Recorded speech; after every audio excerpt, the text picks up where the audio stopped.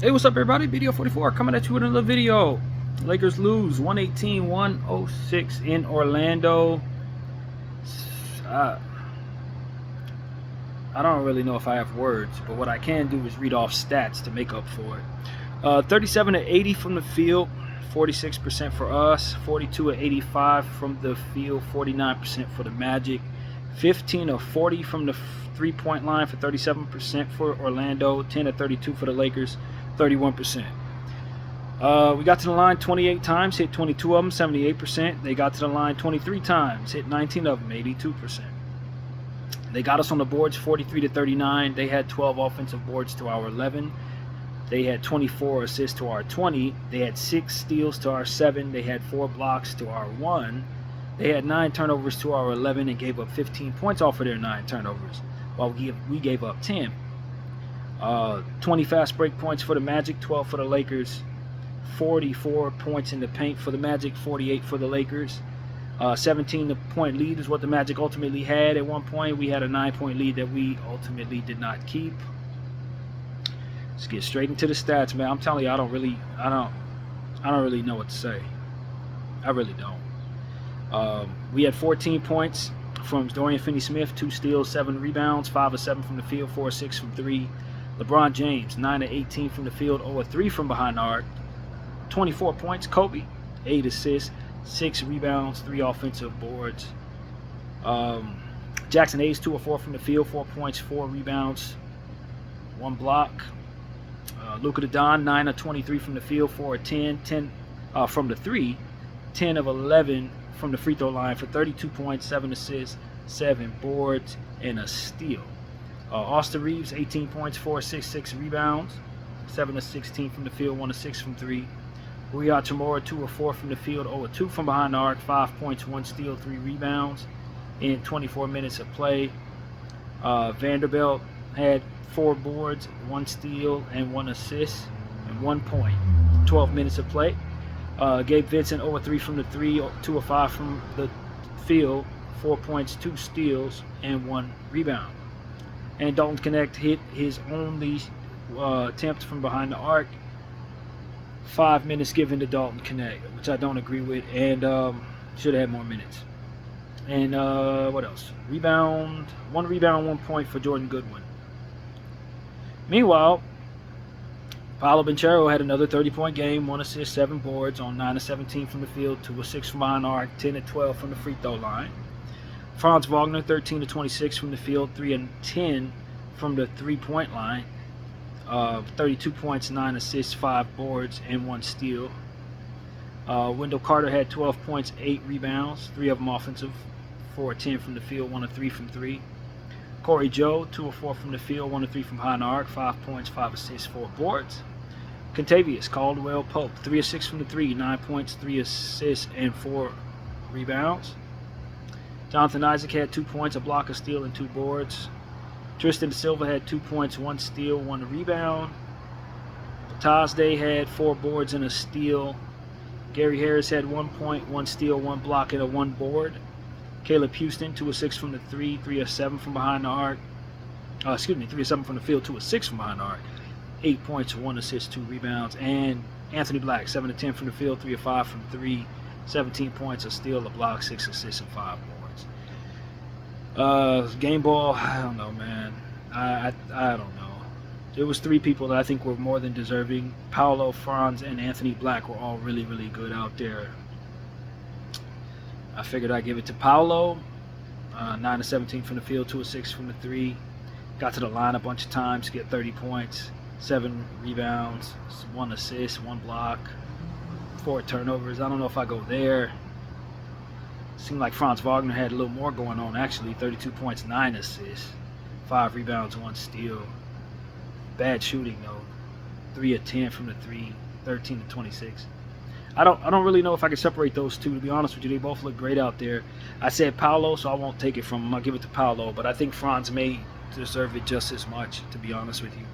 We'll give it to Paolo, and just chalk it up to me just being mentally fatigued and fed up with this particular basketball game. Orlando really did manhandle the Lakers. Every time it looked like we were really trying to make a move of any kind, they just come down and hit a shot. I thought our defense was really bad. I thought our feet were stuck in the mud, low energy for the most part, a lot of trotting back and forth. Uh, I want to say the schedule is getting to these guys, coupled with some of these guys coming back from injury, so it equals everybody being tired. Braun not in shape,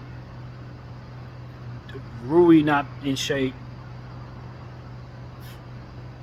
The rest of the guys tired because they've been playing so much, so little rest. And then the lack of continuity because a lot of people have been out, in and out of the lineup. So it's just a lot of things working against the Lakers. And they don't really have time to get their bearings. They don't have time to run a practice because we keep having these games coming over and over and over again. So I think a good portion of what we're seeing has to do with all of that coming together to make bad happen. And JJ Redick is not able to kind of lean into stuff that is a surefire bet. He's more so opting to get the continuity going rather than to go with what works and try to seize these games. So it's just a lot of stuff going wrong here. I think we're overutilizing Rui right now. He's not Rui. You only got him attempting 4 shots. You know that's not good for us. He needs to be shooting more if he's going to be out there, because the rest of his deficiencies are glaring if he's not scoring. And we figured this out before he went down for injury. But now that he's back, it's like we've forgotten all of the principles that help us get the most out of Rui. So we're back to where we were in the first half of the season, when we used to complain about how he was utilized, and more or less you ain't getting a whole lot out of him. He on the floor for a good portion of what went wrong down there, in my opinion. Not enough shooting there from Gabe. We need some shot making there. We're not utilizing Dalton Knecht. He's barely getting any minutes, but he's not missing shots. No Trey Jemison. We're not using Trey at all. There was a weird stat about 2 weeks ago that was essentially saying that we weren't losing at all if we were using Trey Jemison. Well, I can legitimately say we aren't winning at all when we're not using him. And that's something we need to take a look at as well. He hasn't been checked into any of these games that we've been losing. So maybe opt to play him a little more. I think that's where my frustration is. I just don't really agree with some of the rotation choices. And I know that, like I said, all of those things combined to it being just a lot going on and not enough time to really get your bearings. So I don't know that I'm like livid at the mistakes. I think it might be some fatigue with everybody, let alone our coaching staff. But it's just that these are the mistakes. I don't think we're putting the right people on the floor, asking them to do the right things. Vanderbilt's kind of in a slump for his standards. Jordan Goodwin's not really contributing like he was. It's nothing going on there. We're not using Dalton. We're not, you know what I mean? It's a lot of slow-paced basketball on the offensive end, and we're living and dying with either shots falling or not falling.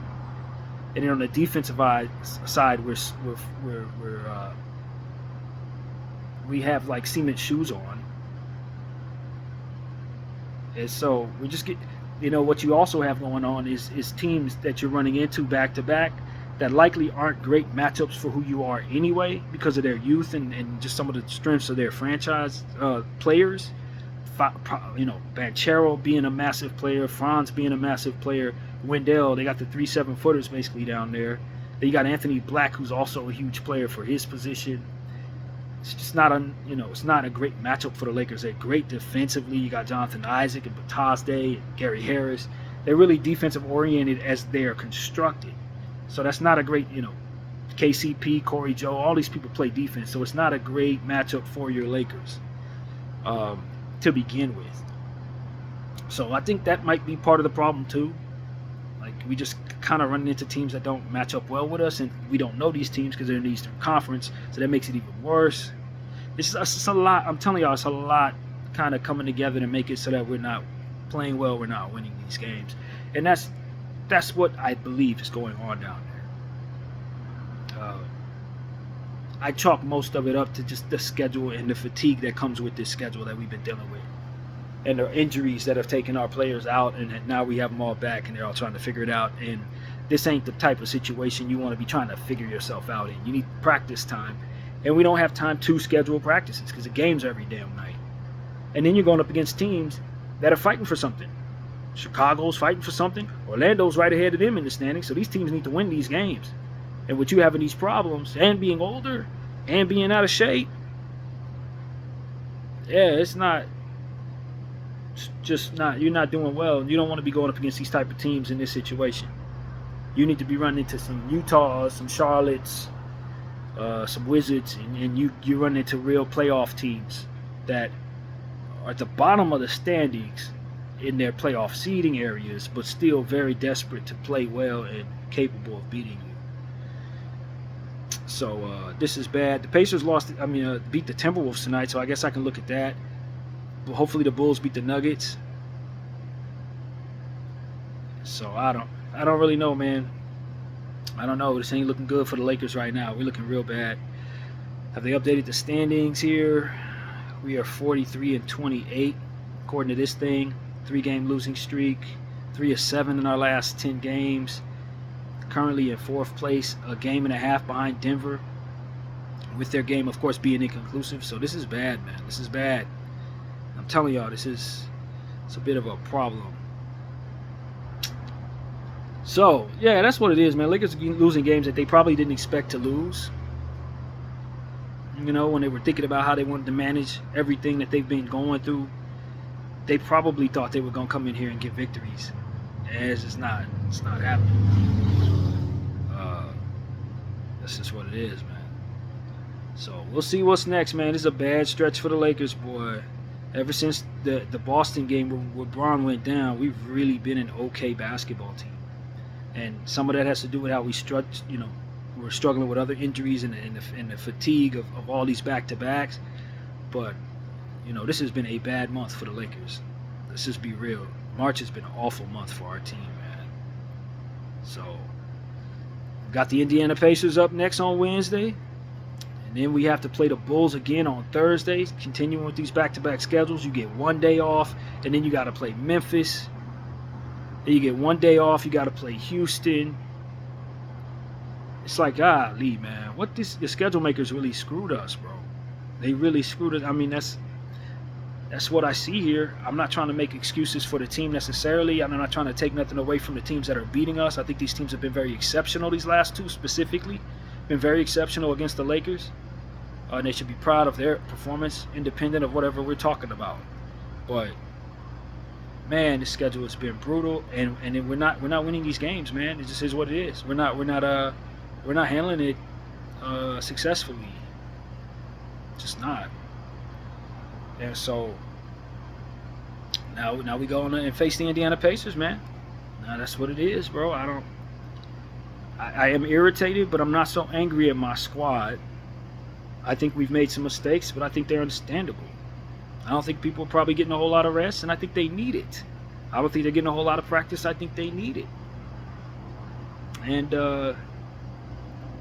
I just really want the NBA to fire their schedule maker. That's really what comes to mind here. I just really think the NBA has just hurt the Lakers and probably a million other teams in this league with this his worst schedule I maybe have ever seen. Honestly, this is the worst schedule I've ever seen for a multitude of reasons, and I do believe that's what we're suffering from right now. I really do. So that's pretty much what I gotta say. My name is BDF44. I thank you all for watching.